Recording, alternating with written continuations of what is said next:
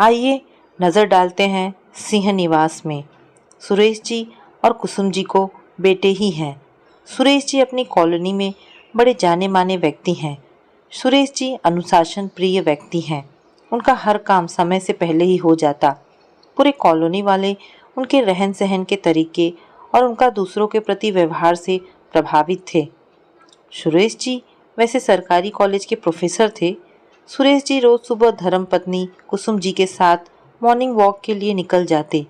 कुत्तों को बिस्किट खिलाना वे ना भूलते। रास्ते में जो कोई मिलता उससे बात जरूर करते। उनका बड़ा बेटा रवि है, जो कि इसी साल आईटी इंजीनियरिंग की डिग्री प्राप्त कर ली थी, और दूसरा बेटा रोहित अभी ग्रेजुएशन कर रहा था। रवि अपने ही कॉलेज में पढ़ने वाली निकिता को चाहता था। निकिता भी रवि को चाहती थी।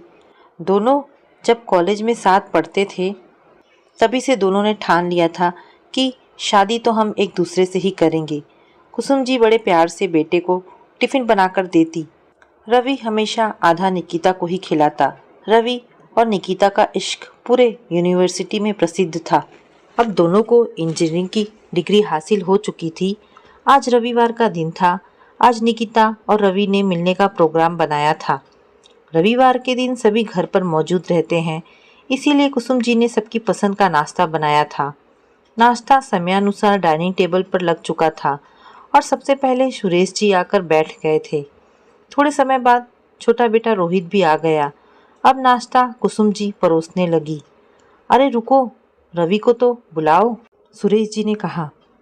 अरे तुम्हारा लाडला बेटा सुबह ही निकल गया किसी जरूरी काम से। बोला था कि 11 बजे तक आ जाएगा। अरे रविवार को कौन सा काम भाई, खाना नाश्ता समयानुसार ही अच्छा लगता है। अरे आज उसे घर पर रहना चाहिए था, क्योंकि किसी लड़की का फोटो दिखाना था उसको, सुरेश जी ने कहा। अरे कौन सी लड़की, क्या बात कर रहे हो जी आप? मेरे एक दोस्त हैं रघु, जिन्हें तुम जानती हो शायद। हाँ, उन्होंने रवि की बात छेड़ी है उनकी बेटी के लिए। मैंने देखी है उनकी बेटी किंजल, बहुत सुंदर, सुशील और समझदार लड़की है। पढ़ी लिखी है। जैसे गुण तुम में है ना, वैसे ही गुणों से भरी है बेटी किंजल।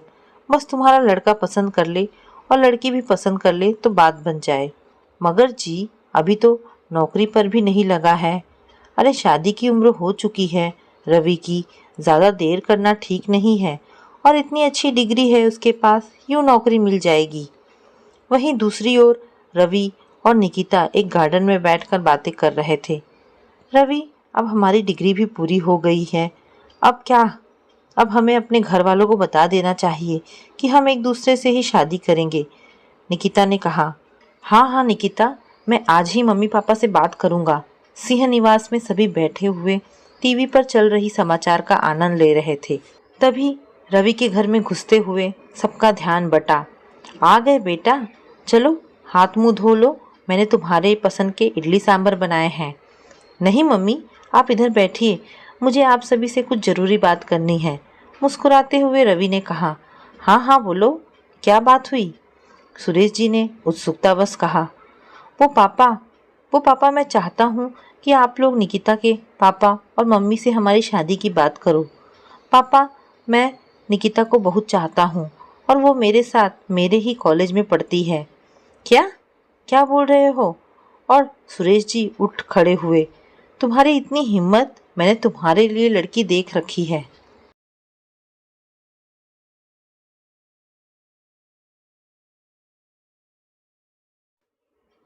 भूल जाओ यह सब। पर पापा, एक बार आप मिल तो लो निकिता के परिवार से। मैं निकिता के अलावा किसी से भी शादी नहीं करूँगा। आप भी सुन लो मेरा फैसला, रवि ने चीखते हुए कहा।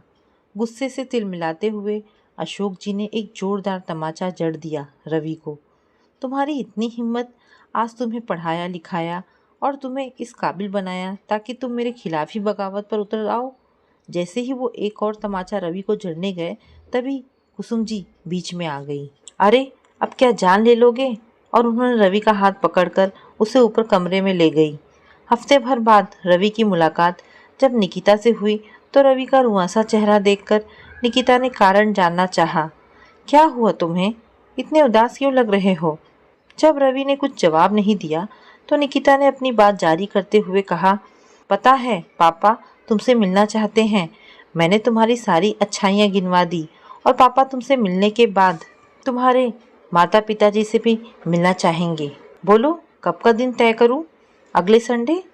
अरे कुछ बोलते क्यों नहीं? जब निकिता ने पहली बार रवि की आंखों में आंसू देखे तो उसका दिल बैठ सा गया। मैं तुमसे शादी नहीं कर पाऊंगा निकिता। मैंने जब घर पर बात चलाई तब पापा ने साफ साफ इनकार कर दिया। पापा कभी नहीं मानेंगे। हमें अब अपने रास्ते अलग अलग कर लेने होंगे। पागल हो गए हो क्या तुम? होश ठिकाने लाओ रवि। तुम कितने बुज़दिल हो। यूं पल भर में तुमने अकेले फैसला ले लिया। क्या हमारा प्यार इतना कमज़ोर था कि एक हवा के झोंके के साथ बिखर गया? तुम कायर हो रवि। क्या तुमने मुझसे प्यार करने से पहले अपने पापा से इजाज़त मांगी थी? हाँ बोलो। रवि कुछ देर शांत रहा, फिर उसने डायरेक्ट निकिता से कहा, क्या तुम मुझसे कोर्ट मैरिज करोगी? सिर्फ एक यही तरीका है और मुझे पता है पापा को हमारे इस रिश्ते को कबूल करना होगा। 1 महीने बाद रवि ने निकिता से कोर्ट मैरिज कर ली। अब वो निकिता का हाथ थामकर अपने निवास पहुंच गया। सभी एकटक दोनों को देखते रह गए। पापा हमने कोर्ट मैरिज कर ली है और निकिता आपकी बहू है। जैसे ही दोनों सुरेश जी का पैर छूने के लिए आगे बढ़े वैसे ही सुरेश जी ने कहा, रुक जाओ। एकदम उनकी आवाज़ पूरे घर में गूंज उठी। जब तुम्हें अपने माँ बाप का थोड़ा सा भी ख्याल ना रहा, जब तुम्हें अपनी ही करनी थी, तो किस हक से तुम यहाँ माँ बाप का आशीर्वाद लेने आए हो? निकल जाओ मेरे घर से। पापा क्या बोल रहे हैं आप?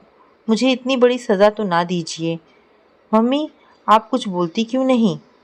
सुरेश जी ने कांपते हुए आवाज़ में कहा, आज से तुम्हारा ना इस घर से और ना ही किसी सदस्य से कोई वास्ता है।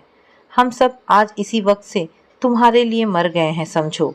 और रोते रोते उसी वक्त कुसुम जी ऊपर चली गई और गुस्से से तिलमिलाते सुरेश जी अपने कमरे में चले गए। इस वक्त कमरे में सिर्फ रवि, निकिता और रोहित मौजूद थे। भैया अब यहाँ से जाइए।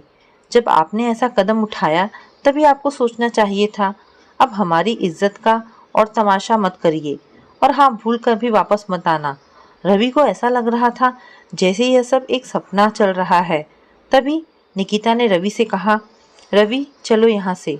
और दोनों सिंह निवास की दहलीज पार करते हुए निकल गए बहुत दूर अपने नए सफ़र में। ना जाने यह नया सफ़र अपने परिवार के बिना कैसा होगा।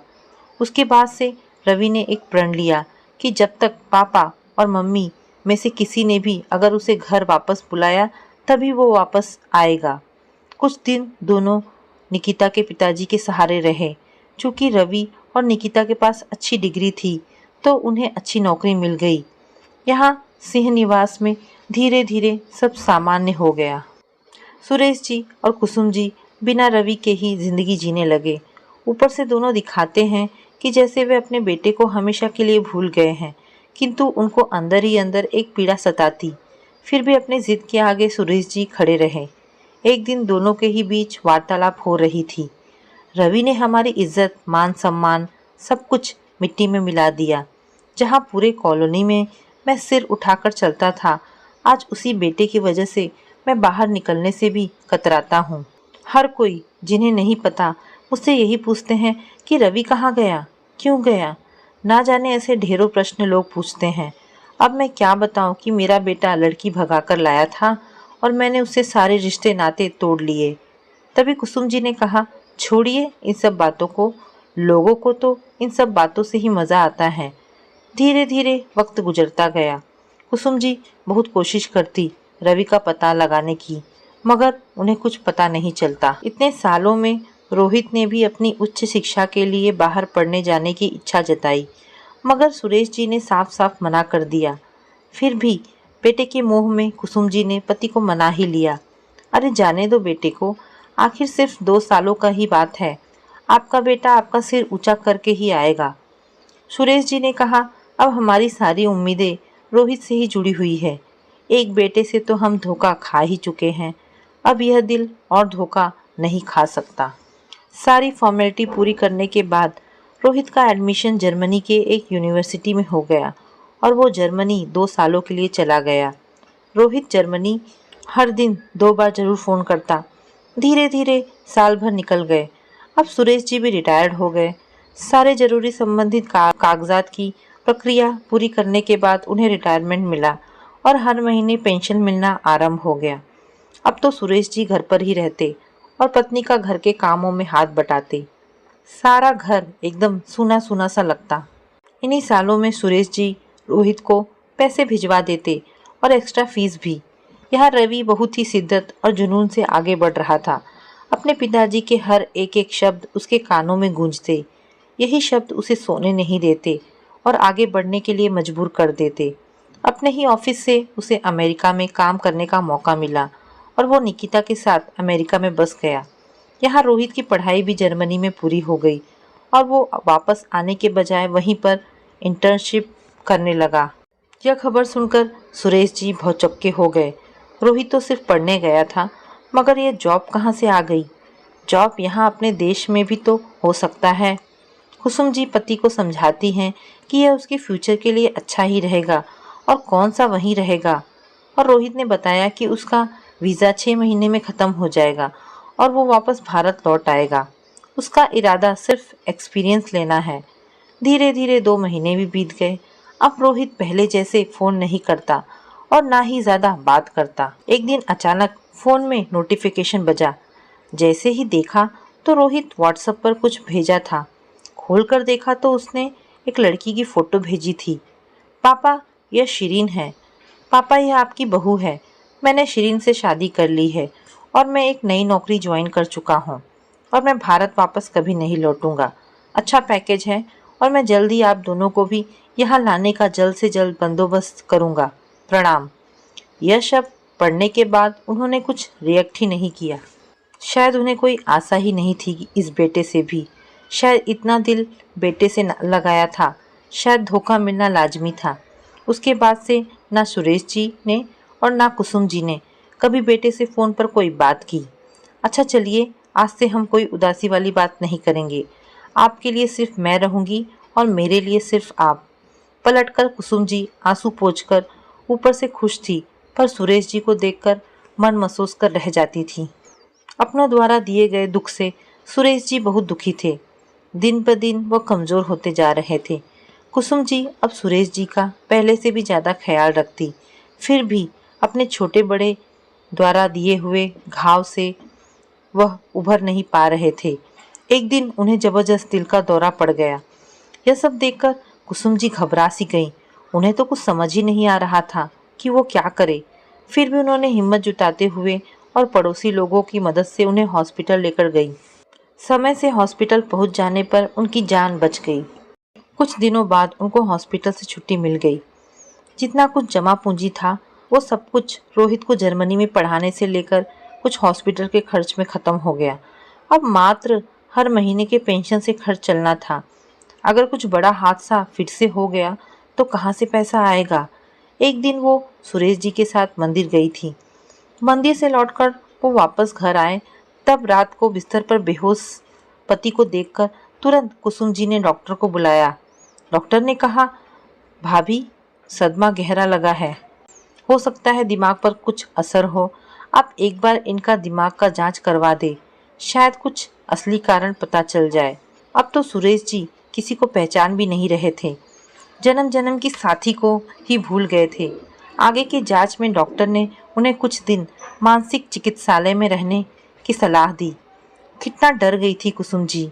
नहीं नहीं डॉक्टर, मैं हूँ ना। अरे भाभी जी, अब आपकी भी उम्र हो रही है। खुद को देखिए, आप कितनी बीमार सी हो गई हैं।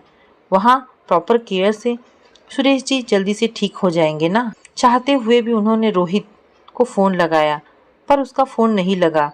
थक हार कर उन्होंने एक फ़ैसला लिया, अपने सिंह निवास को बेचने का, ताकि सुरेश जी का उपचार हो सके।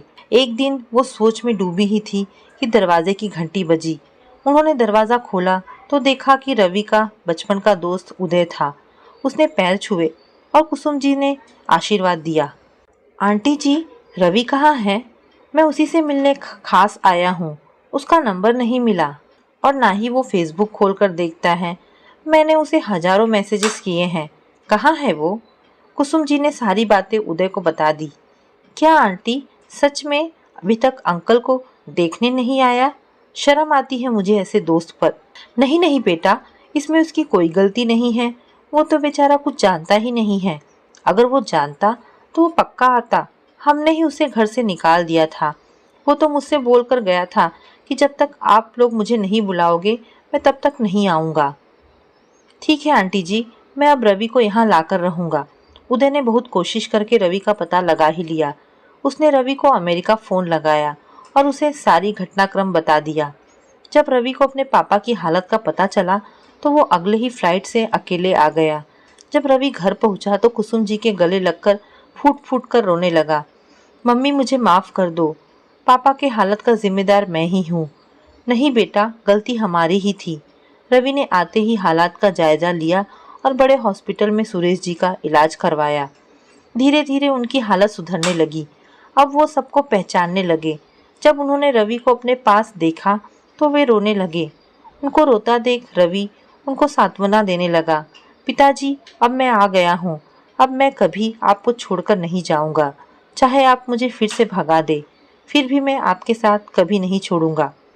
अब सुरेश जी पूरी तरह से ठीक हो गए। जब वह हॉस्पिटल से घर आए तो दरवाजे पर 1 साल की छोटी सी बच्ची उन्हें निहार रही थी। वो अपनी दादी के गोद में थी। यह कोई और नहीं, रवि की बेटी थी।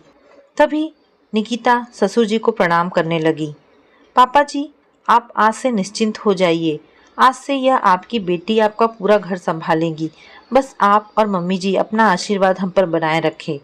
और सचमुच उस दिन के बाद सिंह निवास में खुशियां ही खुशियां वापस लौट आई थी। तो दोस्तों, ये कहानी आपको कैसी लगी मुझे कमेंट करके अवश्य बताएं। धन्यवाद दोस्तों।